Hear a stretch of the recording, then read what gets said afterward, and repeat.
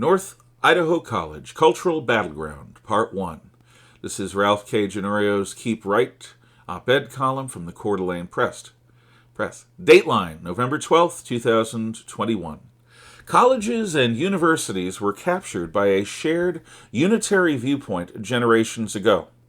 Since at least the 1980s, leftist administrators, professors, and student activists have turned what should be the most open intellectual environments into ideological gulags.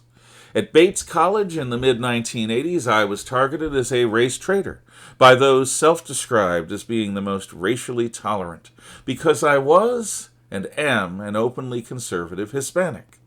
My wife was publicly derided as a traitor to her sex by self-described feminists for being an openly traditional and conservative woman, and for being with someone like me. A few years ago, my niece was surrounded after class by a group of fellow students at the College of Wooster, who shouted, "We hope you burn!" while a smiling professor looked on. Her crime? Speaking an openly libertarian position in a discussion during a history class. She quickly found another school, but could not find another school culture. These anecdotes are typical of my half-century of experience with education, as both a student and as an educator. More and more, the genuinely open exploration of ideas has been eclipsed by an ideological lockstep. Increasingly, schools stopped telling students how to think, to instead tell them what to think. This is a betrayal of the fundamental mission of any college or university. Back when they were first founded in Europe's Middle Ages, universities were walled off from the rest of the cities, like contemporary Jewish ghettos, which were also sealed away from the rest of the population. Universities were intended to keep quarantined what leaders saw as both necessary and dangerous. Late medieval and early modern Europe suffered from repeated peasant uprisings. In the Albigensian Crusade, the Hussite Wars, and the German peasant uprisings sparked unintentionally by Martin Luther, reformist ideas within an elite had spread to the wider populace. The result was always the same: inchoate rage among commoners, misinterpreted reform to mean eat the rich. Those revolts shook society to their core. They were among the bloodiest of medieval wars, rightly or wrongly.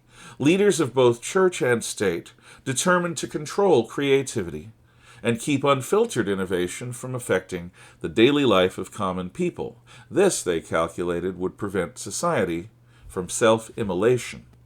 However, just as Jews were needed as bankers in a Christian Europe that still defied usury, the loaning of money at interest, as a mortal sin, leaders understood that there needed to be a place where the elite's intellectual faculties could be honed to the benefit of all. Thus, the unbridled creativity that spawned the open discussion of dangerous ideas was cloistered away from outsiders. Sealed within their walls, collegiates could reconsider notions about church and state, which would result in an execution elsewhere. Scholars could correspond with peers elsewhere in Latin, without spreading them to the general population. Universities were then the most free-thinking elements within Western civilization. They contributed mightily to our rich intellectual heritage, which is unique among human societies in that it built a functional popular government, inalienable human rights, and scientific discoveries that brought Westerners around the world and from the earth to the moon. However, throughout the Western world in the 1960s, the rising baby boom generation protested to replace tradition with counterculture. By the late 1980s, these new left boomers had captured elite colleges and universities.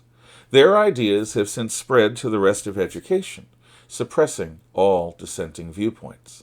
Fairly or unfairly, North Idaho College has been caught up in a broader struggle to force colleges, if necessary against their institutional will, to restore intellectual freedom to higher education.